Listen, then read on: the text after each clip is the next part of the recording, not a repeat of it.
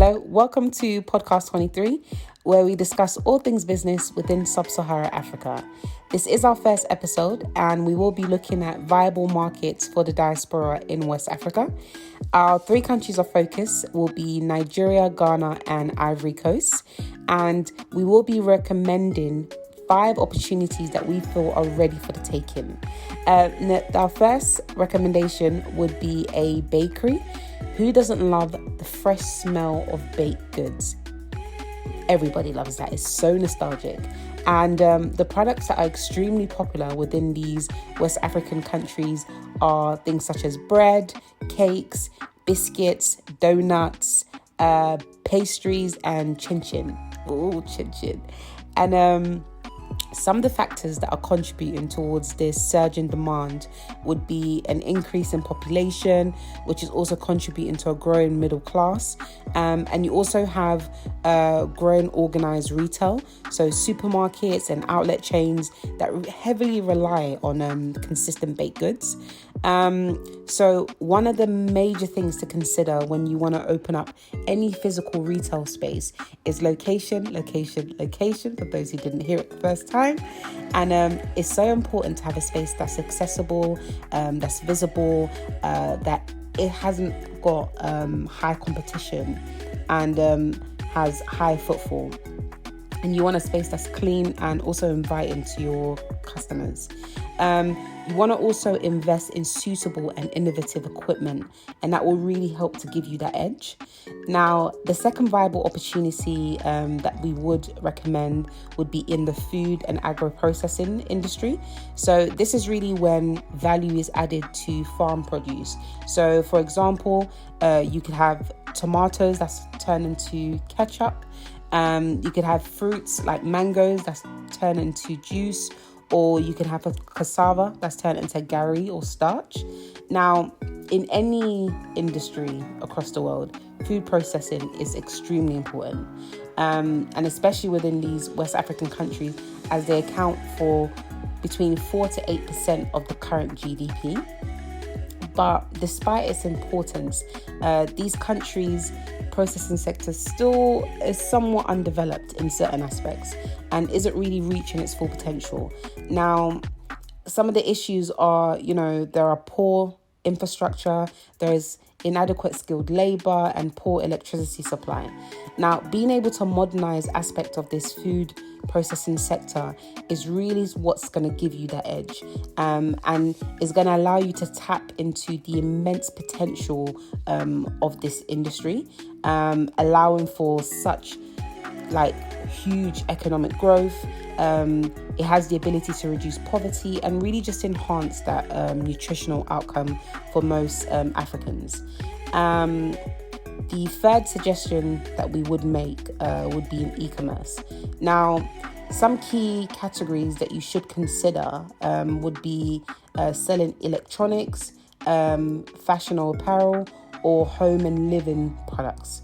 Now, the key challenges that limit e-commerce growth currently would be things around low consumer trust, with risks around fraud and the wariness of unseen products. You still have some West African consumers who rather see and feel products before they buy.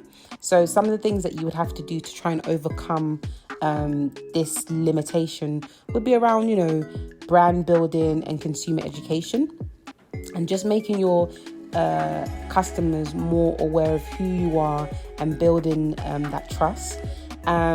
You would also need to invest in logistics, because there are still, issues with addressing systems, warehousing. So if you had more local logistical support, this would eliminate that. Also looking at expanding your digital payment options, as the infrastructure right now is quite limiting. So maybe offering payment channels such as cards, bank transfers, QR codes, and even cash on delivery would really help to maximize the opportunity within the sector. So the third recommendation that we would make would be cashew processing. Ghana, Ivory Coast, and Nigeria are the leading producers of raw cashew nuts in Africa, but they're not the leading producers of cashew.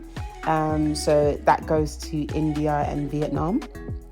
And for you to be able to really maximize on cashew processing, the kind of things that you could offer within the sector would be, one, you could do raw cashew nuts and sell them directly to Vietnam, India, and the UAE. You could also process the kernels of the cashew.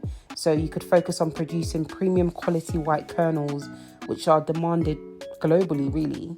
And your main markets would be Europe, the USA, Japan, the Middle East, and also the domestic market. You could do cashew nut shell liquid, and again, you would have the local and international market, and your target audience would be manufacturers of paint, brake lining, and laminated boards. So some of the challenges that you would face within this sector would be around high energy and water usage, and also high export logistic costs. So how you can mitigate this is being able to use energy efficient machines that use less energy and less water, and also being able to find cost effective sea routes to bring down your logistical expense. A fourth recommendation that we would make would be an environmental compliance consultancy. Now, this would focus on helping businesses with environmental regulation and standards. So you could offer services like impact reports, waste management plans, pollution control advice, sustainability reporting, training, and you could promote this service to manufacturers and construction firms. So, being able to build a strong, efficient team is really where your strength is going to be at. So you want to look at having people such as environmental consultants, project managers, building permit specialists, a strong operational sales and marketing team, and consider the niche that you want to go into. Some of the options you would have would be oil and gas, manufacturing, construction, mining, agribusiness, and green certification. So the last recommendation that we would make would be online learning. Now, the online learning industry is booming, especially with the increase in internet penetration. And this has enabled more people to be able to acquire skills online. And some of the high demand skills would be, digital marketing, graphic design, copywriting, coding and web development, Excel, PowerPoint, and other Microsoft Office skills. And you want to pick a niche that you have experience in or have access to experts that have experience in. And you could also expand your online learning to include corporate training. And also look at diversifying your revenue stream, whether it's adding coaching services, affiliate promotions, and sponsorship. So these are the 5 suggestions that we would make for the diaspora that's really interested in tapping into the West African market. Now, we have more discussions that will be coming up about business in Africa, so stay tuned. But thank you so much for joining the discussion today, and I hope you've learned a bit more about business in Africa. Please make sure that you stay connected with us on social media. So it's P23 Africa across our social media on LinkedIn, Instagram, and Facebook, as we put out interesting daily content about business in Africa. But we'll see you next time for our discussion.